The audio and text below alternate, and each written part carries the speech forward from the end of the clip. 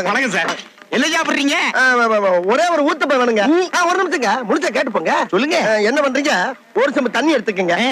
அத தோசைக்கல்ல ஊத்தி அதுக்குன்னு வழக்கமா ஒரு விளக்கமாறு வச்சிருப்பீங்கல்ல? ஆமாங்க. அத அடிப்பக்கமா திருப்பி சரிங்க. வரட்டு வரட்டு வரட்டுன்னு ஒரு 4 இழுப்பு இழுத்து சரிங்க. நல்லா கழுவி விட்டுருங்க. சரிங்க. ஒரு கிண்ண நிறைய மாவு எடுத்து பெரிய ரவுண்டாவும் இல்லாம சின்ன ரவுண்டாவும் இல்லாம சரிங்க. பொதுவா ஒரு ரவுண்ட ஊத்தி 4-5 வெங்காயத்தை போட்டு அள்ளி பொடி பொடியா நறுக்கி அப்படியே மேலாப்ல பரபரன்னு தூவி விட்டு சரிங்க.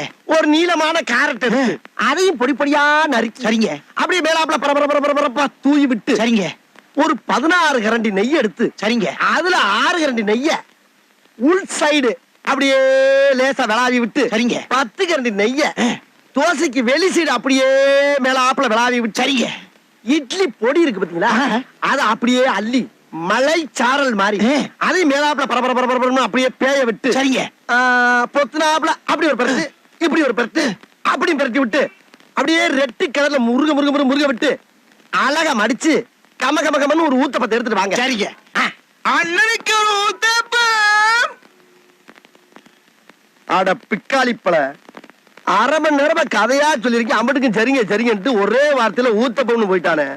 வரட்டும் வாடிங்க, நாலாம் தரன். ஊத்தப்பம் வேற என்ன வேணும்?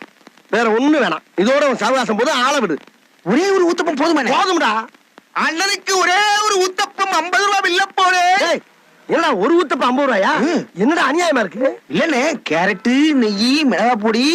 அதத்தான் நீ சொல்லவே இல்லையடா. நான் சொல்லனாலும் நீங்க சொல்லுது மாஸ்டர் கேட்டிருக்குல்ல. நான் எப்ப இங்க இருந்து அங்க கேட்க? டேபிளுக்கு அடியில மைக் வச்சிருக்கோம்ல. மைக்கா? யார்ட்ட புழுகுற?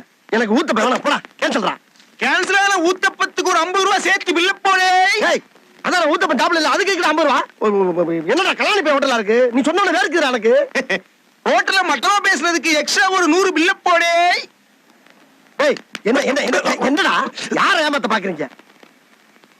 சப்ளையர கையிட்டி ஒரு 6 அடி அடிச்சதுக்கு அடிக்க 50 மேரி 300 ரூபாய் பில்ல போடே. என்னடா ஏல வர்ற? ஏலா கடைசியா வாயில ஊத்துறதுக்கு 100 ரூபாய் சேர்த்து மொத்தம் 600 ரூபாய் பில்ல போட்டு அண்ணங்கையில இந்தாங்கண்ணே பில்லு.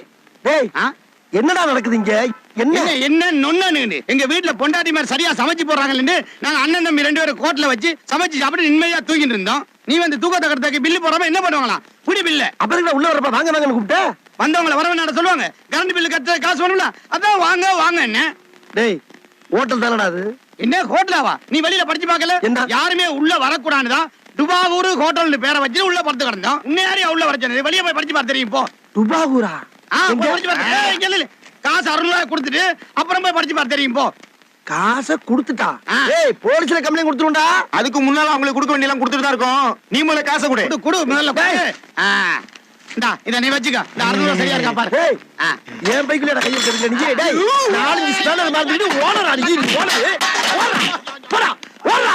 இன்னைக்கு தட்டால விட்டு 50 பேர் தலைய உங்கள. டேய்